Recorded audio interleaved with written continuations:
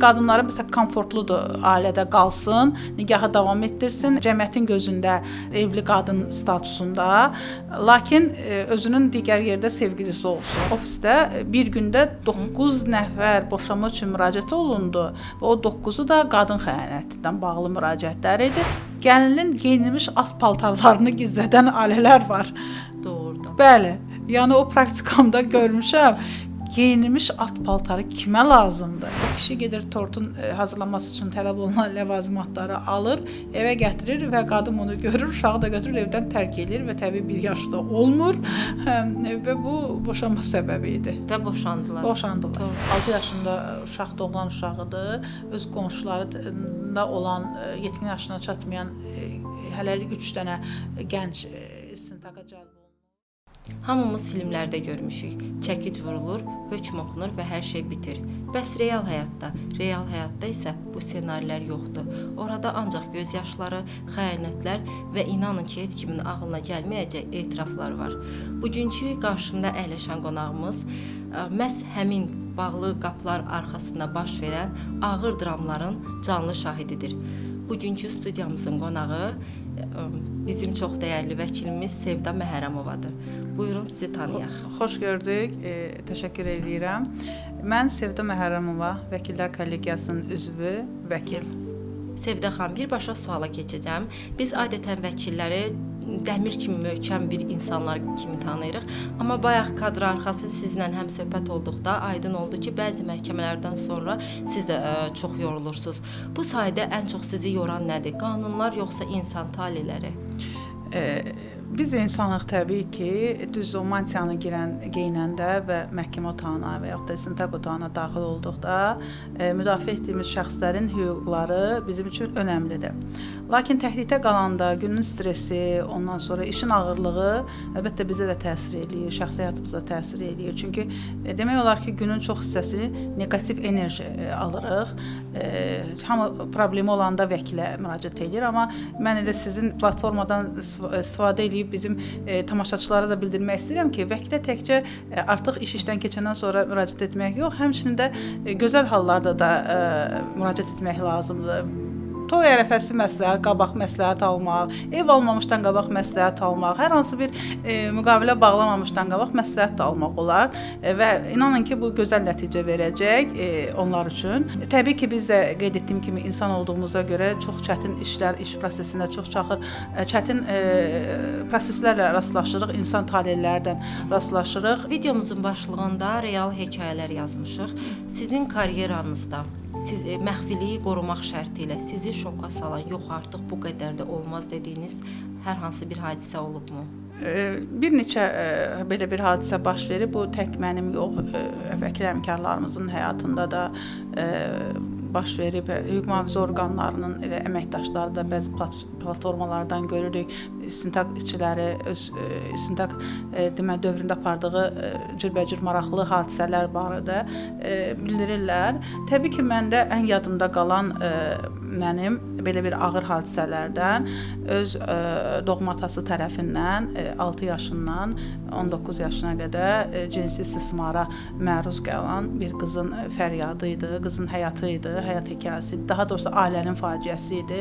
Onlar mənə sosial şəbəkə üzərindən müraciət eləmişdilər və mən 5 gün ərzində ona ancaq Facebook Messenger üzərindən hüquqi yardım eləyirdim və o qızı heç cür o ailədən çıxardıb aparıb hüquq mühafizə orqanlarına cinayət barədə məlumat verməsini, ərizə yazmasını təmin edə bilmirdim və təsəvvür edin ki, mən hər gecə saat 11-də bilirəm ki, şəhərin bir tərəfində bir cavan gənc qız atası tərəfindən təcavüzə uğrayır və mən axırda biz digər vəkil həmkarımızla bərabər cinayət barədə hüquq mühafizə orqanlarına məlumat verdik və dərhal onlar da tədbir gördülər. İstintaq tədbirləri nəticəsində həmin o təcavüzkar illərlə öz doğma balasına təcavüz edən ata həbs olundu və Bakı Ağır Cinayətlər Məhkəməsi tərəfindən də ən yüksək cəza verildi və həmin dövrdə məlum oldu ki, digər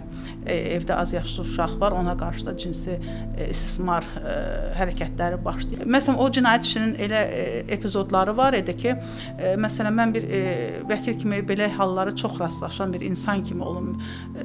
Mənə çox pis təsir eləmişdi. Mən burada demək istəmirəm o detalları, amma həqiqətən çox dəhşətli orada faktlar var idi və o indi də mənə hərdən o cinayət işi arxiv axtaranda, düşəndə, qarşıma çıxanda mən onu tez istəmirəm heç oxuyum, yadıma salım, amma təbii ki, çox ağır bir faciə idi. O qızın sonrakı taleyi də çox ağır oldu. Sonra da ki, o reabilitasiya dövrü çox ağır keçirildi. Bir müddət əlaqə saxladıq, sonra artıq onun uşaqlıq travmaları, uşaqlıq dövründə aldığı bir zədələr onun həyatını demək olar ki, məhv elədi. Bəs mənə maraqlı qaldı, Sevdə xanım, qızların anası evdə olurmuş həmin zaman, yoxsa mən o detallarını araşdırmaq istəmirəm. Bu barədə biz yetkin yaşına çatmayan həmin dövrdə uşaq olduğuna görə bu maksimum mən artıq orada şahid qismində gedirdim. Digər vəkil həmkarım artıq zərər çəkmişlərin vəkili oldu. Amma cinayət barədə məlumatı mən vermişdim və oradan görə mən artıq şahid kimi gedirdim. Detallarla bağlı o ana bilmişdi və ananın özünə də orada tək zorlamadan bağlı maddələr deyil, digər bir maddələr də var idi orada. Ananın özünə də qarşı çox necə deyərlər, qəddarcasına hərəkətlər davranmışdı və ana özü də həmin məsələni artıq övladı böyük yaşda olanda bilmişdi və onda da psixi pozuntular başlamışdı. Çox ağır dərmanlar qəbul eləyirdi. Yəni biz normalda uşaqlarımızı adətən kənar insanlardan qorumağa çalışırıq. Yəni bir də evin içində bu cür insanların olmağı sadəcə dəhşətdir. Sosial şəbəkələrdən mən bəzi belə xəbərlər yayanda oxuyuram. Yazırlar ki, ola bilməz, ögey atasıdır. Yəni bu iş prosesində indi istər vəkillər, istər hüquq mühafizə orqanları, yəni bu hüquqi prosedurlarla məşğul olan insanların əksəriyyətindən bəllidir ki, bəli, ailə üzvlərindən, əmilər, dayılar, bacılar, qardaşlar, yəni hər hansı bir yəni olur belə bir hallar. Əvvəllər də olub, lakin son dövrdə bilmirəm nəyə görə mənə gəlir ki, artıq uşaqlara qarşı pedofili hərəkətlər deyək, artıb, onu statistika göstərir, amma biz də oxuyuruq, özümüzün hər gün icraatımızda olmasa da biz də oxuyuruq. Görürük ki, belə bir hallar var, yayılır, media düşənlər var, düşməyənlər var, amma o sosial şəbəkədə işi bilməyənlər, yazanlar və yaxud da ki, qadın ölümündən bağlı indi insan qətlə getirilir, onunla bağlı ki, cürbəcür şərhlər yazanlar əlbəttə insana toxunur, çünki həqiqətən də hadisə bağlı. Məsələn, mənim elə danışdığım keysdə artıq hökm oxunandan sonra mediaya düşmüşdü bu məlumat, adlar şərti bildirilmişdi və orada şərhləri oxuyuram, ola bilməz bu hadisə düzgün deyil, nə bilim özlərindən çıxardılar, amma real o hadisəni var axı, bəli. Var. Çox gözəl də işlədi bizim hüquq mühafizə orqanları, həmin cinayət işinin açılmasına dərhal reaksiya verildi, prokuror və oğlanları. Sevdə xanım, biz adətən kişilərin xəyanətini çox eşidirik. Bəs olubmu ki, qadınların xəyanəti elə bir hadisə olsun ki, sizi dəhşətli dərəcədə şoka salsın? Ümumiyyətlə bizim cəmiyyətimizdə, bu həm bizim tərbiyəmizdə, Azərbaycanlı olmağımızda, özümüzün bəzi adət-ənənələrimizdə, yəni deyək də analarımız, nələrimiz, hətta bəzi indi də var ki, ümumiyyətlə deyirlər ki, xəyanət ümumiyyətlə deyim ki, yaxşı bir şey deyil, bu daxili insana olan bir xəyanətdir. Bunun digər xəyanətə uğrayan şəxsin psixoloji, ondan sonra onun hər cür durumu pis təsir edir insan həyatına, arxadan vurulmuş hesab eləyir. Amma cəmiyyətimiz nədənsə kişilərin xəyanətinə həqiqətən haqq qazanır. Bu kişidir, normallaşdırmağa çalışır, amma yenə deyirəm, hüquqşünas üçün kişi, qadın yoxdur da, yəni var insan və hüquqi cəhətdən yardıma ehtiyacı olan şəxs var. Amma çox təəssüf ki, hal-hazırda biz özümüz qadınlarımıza yaraşdırmadığımız, bəli, qadın xəyanətləri də cəmiyyətdə var. Bizə vəkil kimi müraciət olunur, həm boşanan cütlüklərdə kişilər tərəfindən, həm qadınların özləri tərəfindən, onların yəni hətta boşanma səbəbi başqadır, amma əslində dərinliyində xəyanətdir. Məsələn, qadın xəyanət eləyib və həyat yoldaşından ayrılmaq istəyir. Çox vaxtı bunu digər tərəf aşkar eləyir. Həmin qadınlara məsələn komfortludur ailədə qalsın, nigahı davam etdirsin, cəmiyyətin gözündə boşanmamış, deməli evli qadın statusunda, lakin özünün digər yerdə sevgilisi olsun. Belə bir hallar da var. Amma bəzən də olur ki, bu belə bir hallar həqiqəti əks etdirmir. Onlar da var. Məsələn, xəyanət nədir? Xəyanətin kimə görə xəyanət nədir? Kimə telefona baxmaq da xəyanətdir. Ondan sonra bir həmin o cismani hərəkətlərin hər hansı bir edilməsi də xəyanətdirmi? Kimə görə xəyanət nədir? O hər kəsin öz ailəsinin, öz prinsiplərinin, özlərinin dünya görüşünə uyğundur. Biri üçün xəyanət kiməsə çönüb baxmağı da xəyanət sayıla bilər. Şəkil bəyənmək Bəli, şəkil bəyənmə də xəyanət sayıla bilər. Kimsə səhv düşüb telefonundan salam vermək, kimsənsə o da xəyanət sayıla bilər. Kim üçünsə var, cəmiyyətimizdə o da var ki, yoldaşı, həyat yoldaşı xəyanət eləyir, amma həyat yoldaşı deyir ki, bu mənim ailəmə daxildir, mənə öz yoldaşım bağışlayıram. Yəni bunları da bizdə cəmiyyətdə linc eləyirlər. Həmin kişilər də linc eləyirlər ki, sən necə kişisən. İndi o onun həyatıdır. Bəlkə kiməsə görə o düzgün olmaya bilər, anormal bir hərəkət ola bilər. Amma yenə deyirəm, bizim yaşadığımız mühit, bizim aldığımız tərbiyə, bəzi məsələlər var ki, bizim şuurumuz əsasında yaşlı insanlarımızın şuuru qəbul eləmir. Amma mən demirəm, bunlara haqq qazandırmıram. Mən ümumiyyətlə xəyanətə hər bir cəhətdən xəyanətə haqq qazandırmıram. Amma belə bir məsələlərin danışmağın, çünki danışmamaq olmur, var. Mənim indi bilmirəm necə çıxacaq. Bir dəfə ofisdə bir gündə 9 nəfər boşanma üçün müraciət olundu. Və o 9-u da qadın xəyanətindən bağlı müraciətlər idi. Demirəm hamısı düz idi. Yəni ilkin müraciət həyat yoldaşım mənə xəyanət eləyib deməkdən başladı və mən doğrusu özüm dəhşətə düşdüm ki, əgər Azərbaycanda bir vəkilə 9 nəfər müraciət eləyibsə, hamısı da bilmirəm o həmin gün nə günü idi. O elə bir təsadüfən bir deyim olub, necə olmuşsa belə bir məsələ olmuşdu və özüm də saydım gün ərzində 9 nəfər, yəni şoka düşmüşdüm.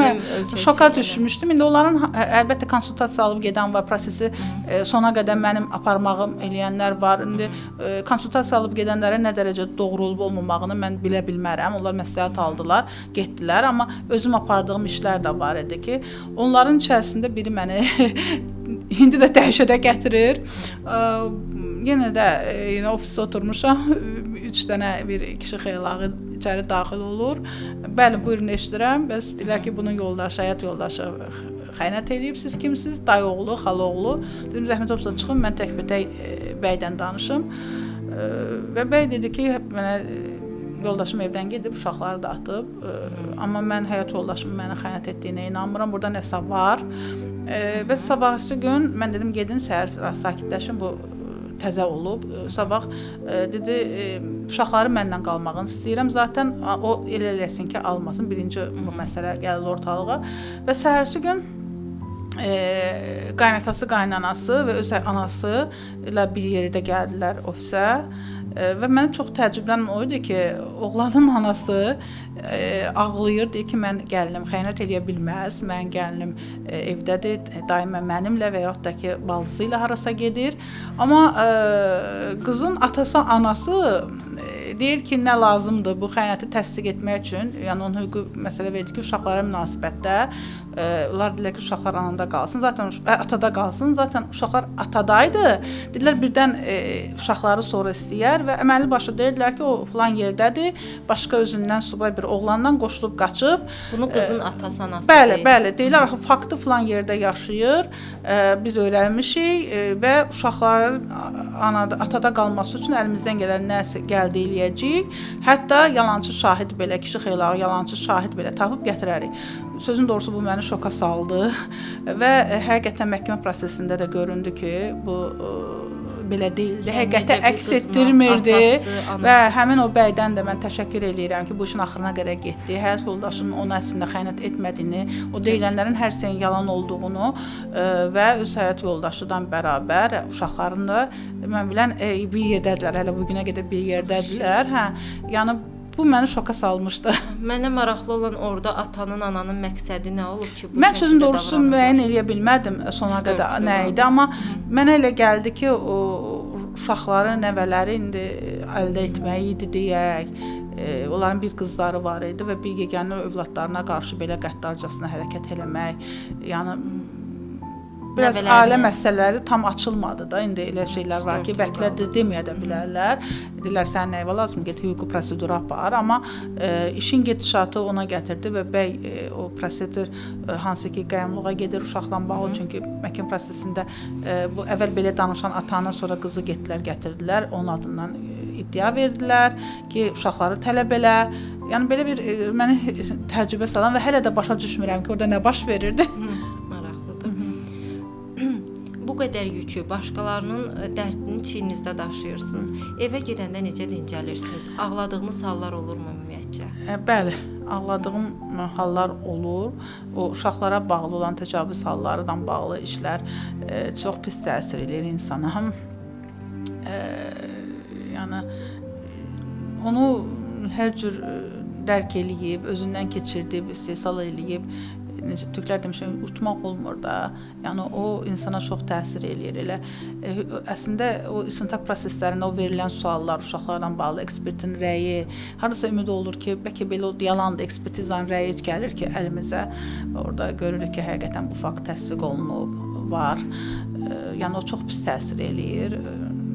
İndi əslində biz çox gec vaxta qədər işləyirik, çünki gün ərzində istintaq hərəkətləri, məhkəmələr, amma növbəti prosesə çıxmaq üçün hazırlaşmalıyıq axı.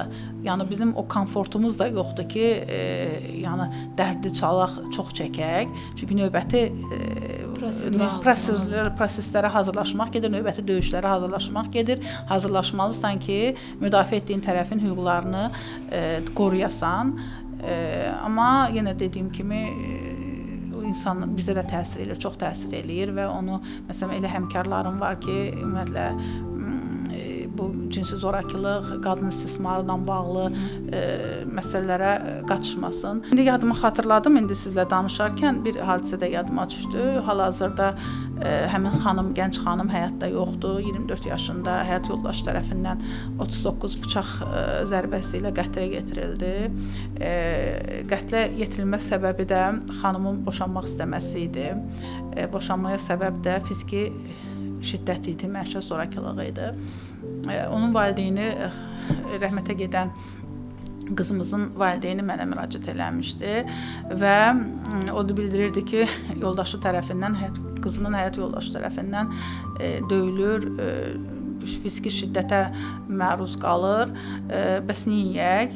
Evdən çıxardıra bilmirəm. Hamiləliyin axırıncı günləridir. Artıq xəstəxanaya gedəcək deyənə şiddət döyülmə faktı yox, hələlik dayandırılıb.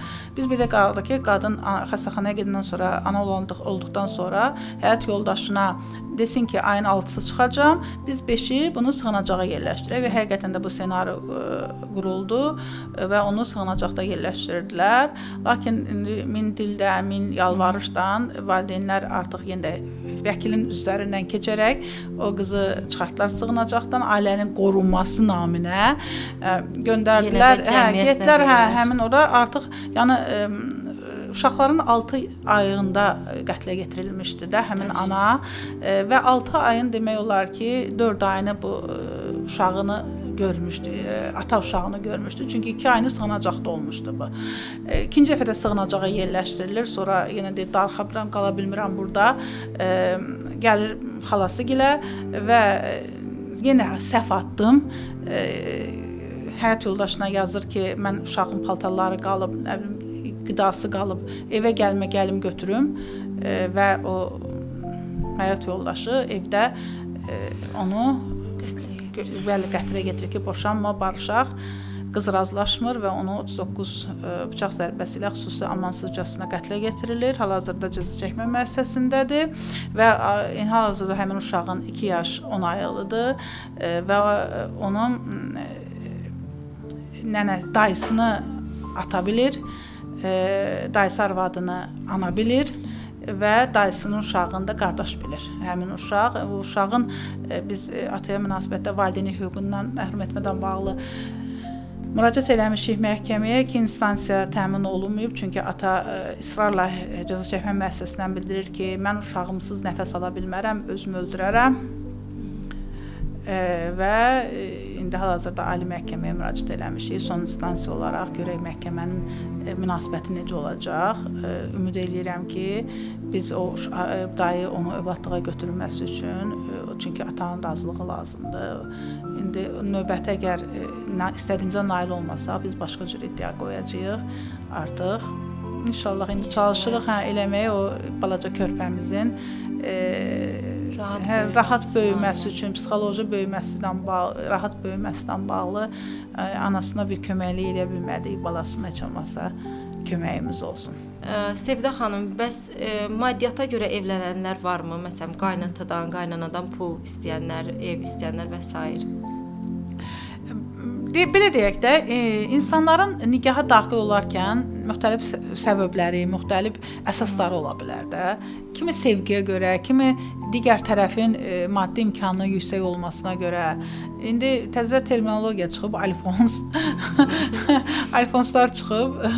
Məsələn, elələr var. Qadınlarla bağlı əsasən qaynanalar deyir ki, gəlmişdi evimi dağıtmağa, illərdən yığdığımı aparmağa. Amma praktika göstərir ki, o ülvi hisslərlə hətta evlənənlər boşanandan sonra düşmən olurlar, özdə necə dırnaqlarını bir-birlərinə qarşı çıxardırlar. Bəli, böyük bir savaşlar olur, adi bir, 200 manatlıq bir qızıl nazik bir sep üçün deyək, üzük üçün deyək, böyük mülklər davası da olur. İndi hərənin büdcəsinə uyğundur da. Tərəflər bir-birlərinə hər cür deyir, o nəyin bir neçə oyunu, ayının 1000 oyunu var, bir armud üçün misalı var. Yəni, hər cür nizirlər, hərəkətləri eləyənlər hansı ki, baxırsan ki, bu cəmiyyətdə bir mövqe tutur və yaxud da ki, az-təminatlı ailədir. Az-təminatlı ailələrsə başa düşmək olar, bu çətinliklə yığıb oğlunu, qızını evləndirib.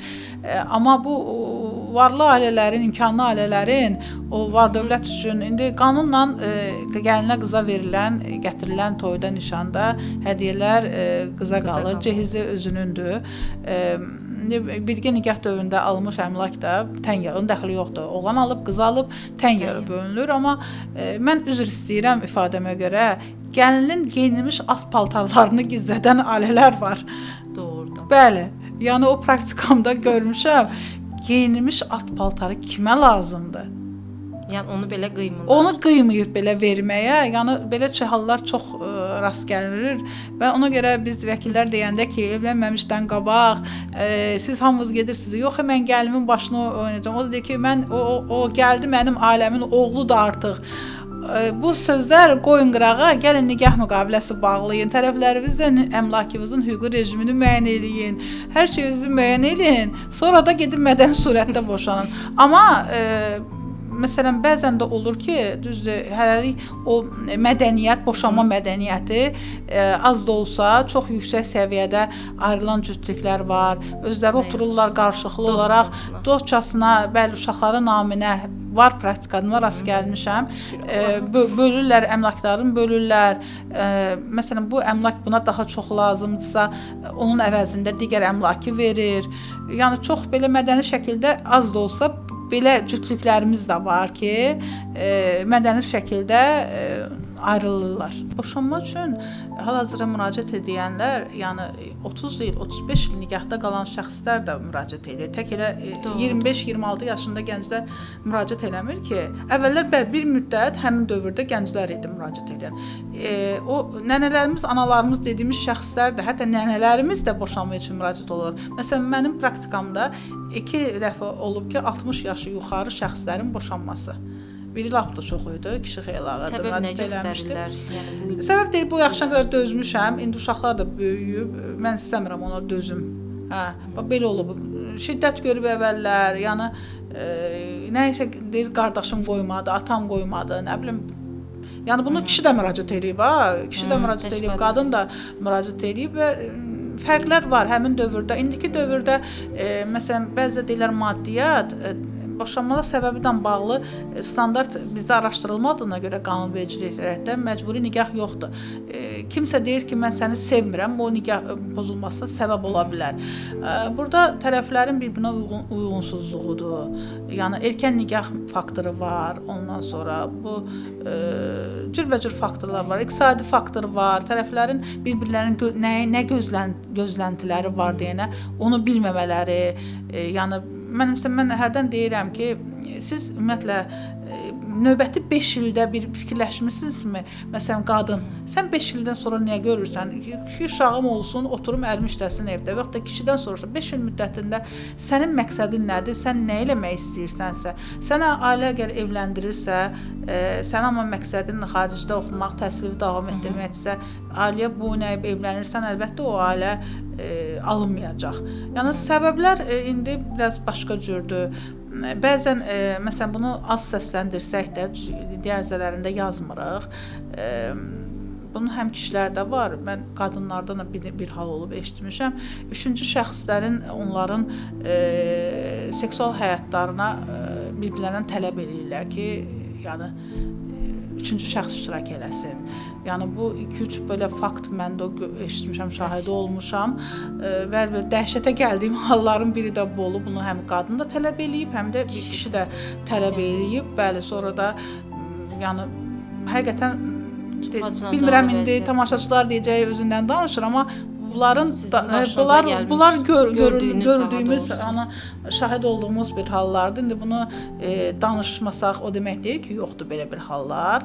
Yəni mən həmin elə bir məsələlə rastlaşan bir cütlüklərə məsələ deyim ki, bu seksual zorakılıqdır və zorakılığın bir növüdür. Həyat yoldaşı olmasından asılı olmayaraq zorakılığın 4 növü var. Məşə zorakılığı. Onların biri də cinsi zorakılıqdır.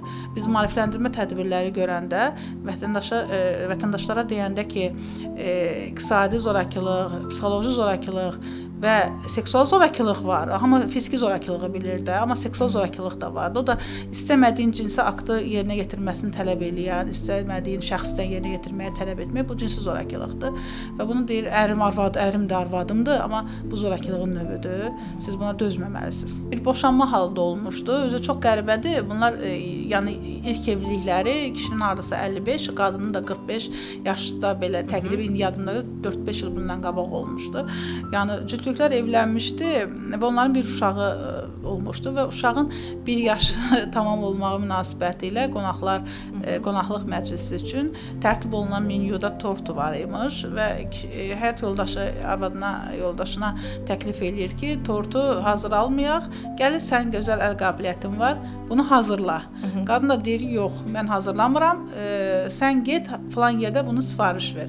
Və kişiyə siyahı verir ki, get evin bazarlığını elə ki, məclis üçün və kişi gedir tortun hazırlanması üçün tələb olunan ləvazimatları alır, evə gətirir və qadın bunu görür, uşağı da götürür, evdən tərk edir və təbii 1 yaşda olmur və bu boşanma səbəbi idi. Və boşandılar. Səbəb də torta görə. Məhkəmə 3 ay vaxt da verdi, amma bəli, səbəb torta görə idi. Bəlkə də kişi torta alıb gəlsəydi barışardı. Əslində səbəb başqa şeydir. Əslində mahiyyətin kökündə bu başqa bir şeydir. Amma görünən göz o idi ki, torta görə idi. Tort bir bəhanə idi. Tort bir bəhanə idi. Sevdə xanım, biz bayaqdan maddiyyatdan, xəyanətdən, boşanmalardan danışırıq. Bəli, bunlar çox ağırdır. Ancaq qadınların deməyə utandığı və cəmiyyətin də üstünü örtək dediyi mövzular var. Zorakılıq, təcavüz. Bunlar haqqında istəyərdim bizə danışardınız. Hardasa biraz toxunduq bu ayrı-ayrı epizodlar üzrə. Qadınların da, bəzi elə kişilərin də cəmiyyətdə toxunmaqdan çəkindiyi var. Bu bəli, qadınlara qarşı da olur, kişilərə qarşı da zorakılıq hərəkətləri olur, uşaqlara qarşı da zorakılıq olur. Bunları bəzi ailələr gizlədir, istəyirlər ki, heç kim bilməsin, nə olmasın. Amma əslində bununla bağlı dərhal müraciət etmək lazımdır. Amma düzgün istiqamətdə gedib müraciət etmək lazımdır. Və inandırım sizə ki, dərhal reaksiya verilir zorakılıqla bağlı. Çox çətindir zorakılıqla bağlı cinayətlər. Bəzən sosial şəbəkələrdə çıxır ki, intihar halları baş verir. Nəsə bir şəkli göndərib kiməsə, kişilər tərəfindən həmin o az yaşlı deyəm və yaxud da qadın deyəm şantaj olunur, axırda da özünü öldürür. Belə bir hallar var. Qorxur evdə desin ki, yaxın adamlarına ki, məni şantaj edirlər. İndi səhv eləyib şəklini göndərib harasa, bu yaxında da deyəsən bir az yaşlı özünü atdı, asdı, yəni bir çox olur bu cür xəbərlər, artıq izləmək də mümkün deyil. Məsələn, orada müəyyən oldu ki, şəkli yayılıb rayonda ya kənddə intihar eləyib xanım, gənc xanım intihar eləyib. İndi bu cür halları ailədə qorxur deməyə, amma elə bir yaxında, əgər məktəblidirsə müəlliminə, pedaqoquna bildirsin və yaxud da ki, az yaşlıdırsa, indi müəyyən 5 yaşında, 6 yaşında uşaq onu eləyə bilmir, amma 14, 15, 16 yaşında yetkin yaşına çatmayan rayon icra hakimiyyətinin qəyyumluq himayədarlıq orqanına, polisə və yaxud da ki, elə məktəb müəlliminə, yəni bu barədə məlumat verə bilər və o həmin şəxslərin də borcudur ki, o az yaşlıya kömək eləsin. Yəni mən fikirləşirəm ki, mənim övladıma qarşı, Allah heç bir övlada qarşı belə bir şey olmasın. Belə bir hadisə baş versə, mən onu qınayıcı bir məsələ deməli, mən onu qoruyaram, mən onun hüququnu müdafiə eləyərəm. Həqiqətən də belə hal-hazırda icraatında bir iş var. 6 yaşında uşaq doğulan uşağıdır. Öz qonşularında olan, yetkin yaşına çatmayan hələlik 3 dənə gənc istintaqa cəlb olunub, 15, 14, 14 yaşında. İndi istintaqın nəticəsi olaraq həmin şəxslərin bu cinayəti törədib-törətməməsi müəyyən olunacaq, amma hal-hazırda o 3 nəfər təqsirlənən şəxs kimi cəlb olunublar. Mən həmin o az yaşlının anasını mən həqiqətən ona hər gün alnından öpürəm. Çünki o uşağını necə qoruyur və onun hüquqlarının müdafiəsi üçün necə mübarizə aparır, mən onu görürəm. O qadın bu hadisə baş verib 2 aydır da, o hər gün harasa gedir və qəbula düşür, müraciət eləyir, yazır uşağı həkimdən, psixoloqdan, yəni keçirdir. Yəni mən o qadına həqiqətən təşəkkürümü bildirirəm ki, o həqiqətən biz vəkillərlə bərabər, yəni gözləmir ki, mənim cəmiyyət nə dedi, qonşum nə dedi, qohumum nə dedi. Yəni özünü deyir, mənim uşağım günahkar deyil bu hadisədə. Biz günahkar deyilik bu hadisədə. Mənim uşağımı günahkar obyekt eləyə bilməzsiniz. Bax, buna görə mən o qadına təşəkkür eləyirəm. O həqiqətən öz hətta həyat yoldaşından belə mübarizə aparır. O öz böyük oğludan, qızıdan bəlkə də mübarizə aparır, o ki, uşaqdan bağlı. Mən buradan bilmirəm, baxacaq, baxmayacaq, həqiqətən də o təcavüzə uğramış uşağının müdafiəsində, mübarizliyinə görə ona təşəkkür edirəm burada. Nə gözəl belə var. Qınaqdan qorxmayan. Bəli, qınaqdan qorxmayan, indi hal-hazırda istintaq gedir. Bakı şəhər Baş Polis İdarəsində istintaqın nəticəsinə uyğun indi görə ekspertizalara verilib, uşaq hələlik o ekspertiza işləri aparılır. Siz bayaqdan danışırsınız, mən qulaq asıram və həqiqətən dəhşətə gələn hallar çoxdur burada. Uşaqlara qarşı olunan təcavüz heç bağışlanılmazdır. Yəni istər-istəməz mən düşünürəm, bizi izləyən xanımlarımız da məni kimi düşünəcəklər. Fikirləşirik ki, bəs onda biz bu cəmiyyətdən uşaqlarımızı necə qoruyaq? İstər məktəbdə, istər həyətdə, yəni istər belə götürəndə ailə üzvlərimizdən, yəni necə qoruyaq uşaqlarımızı? Gözəl sualdır. Yəni heç kim sığortalanmayıb. Yəni insan yaxındakının hər hansı bir zorakılıq etməyini qəbul eləmir. Və onu nə qəlbən, nə zehnən qəbul eləmir, amma hər bir valideyn deyim, valideynə, istər ana, istər ata, uşağını ilk növbədə qorumalıdır. Nədən? Uşağını başa salmalıdır. Onun məhrəm yerləri hansılardır? Heç kim ora əl vura bilməz. Uşağının, məsələn, bu az yaşlılarda uşaq qorxur ki, valideynə danışar, həm başa düşmür, bilmir nədir. Həm başa düşən yaş həddlərində də qorxur ki, o inanmazlar ona və yaxud da yaxın bir insan tərəfindən törədilib, ona hətta qorxu gəlir. Uşaqlara çox vaxt deyirlər, anamı öldürərəm, atamı öldürərəm, qorxudurlar. Yəni uşağı başa salmaq lazımdır. Sən nə hərəkət elədinsə, sənin arxandayıq. Sən qorxmadan hər şeyi bizə danışa bilərsən. Uşaqlarla dost olsunlar. Uşağın böyük yaşlarda hardasa uşaqların ətrafında narkotik vasitələrin yayılması var. Onunla bağlı uşaqlara pis vərdişləri olan vərdişlər barədə danışdırsınlar. Düzdür, gənclər deyək, bəzən elə yaş mühiti olur ki, övladlar valideynlərinə qulaq asmaq istəmirlər. O həmin yaş dövründə də və psixoloqun yardımı ilə və yaxud da özlərinin indi hər ailənin özünün qapısı var. Ona uyğun bir tərbiyə üsullarla uşaqlarına dost olsunlar. Məsələn, mən bəzən deyirlər ki, az yaşlar arasında daha qəddarcasına işimiz əlaqədar bəzən gec qayıdırıq da evə. Bax, bu boşanan cütlüklər var ha. Onların bəzilərinin düşməncəsinə bir-birinə yanaşması və uşaqlarının ya uşaq ata qalır, ya anada qalır, digər tərəflə əlaqəsi olmaması və yaxud da uşaq anada qalıb, ata baxmır, maraqlanmır da, ana da səhərdən axşama qədər işdədir. Bu uşaqlar nəzarətsizdirlər. Ya qoca nənənin, babanın yanına qoyurlar, nəzarətsiz qalırlar. Axşam bu vaxtlar küçələrə nə bilim 14, 13, 11, 12 yaşında uşaqlar var. Bunlara nə edirlər, necə eləyirlər? Yəni valideyn nəzarəti yoxdur. Artıq görünür ki, nəzarəti yoxdur. Məsələn, bizim vaxtımızda dərsə getməyən uşağın məktəbdən gəlib qapını döyürlər ki, sən uşağın dərsə niyə getmir? Bir həftədə niyə gəlmir? Yəni mən bunu görmüşəm də. Amma indi bilmirəm, yoxlayırlar, axtarırlar. Bir varmı nəzarət, onu deyə bilmərəm, amma hər bir halda uşaqla bağlı o nəzarətsiz uşaqlar ayrı, amma valideyn nəzarəti olan uşaqlar, valideynlər uşaqlarından dost olmalıdırlar və onlara başa salmalıdırlar. Bəzi ailələrdə ola bilər ki, müəyyən mövzular danışılmasın. Ona bir mütəxəssisin iştirakı ilə başa salınsın ki, və uşaq inansın ki, o gəlib nəsə onunla bağlı mənfi bir hadisəni danışdıqda onu qınamayacaqlar. Çox təşəkkür edirəm Sevda xanım, dəvətimizi qəbul elədiyiniz üçün, qonağımız olduğunuz üçün.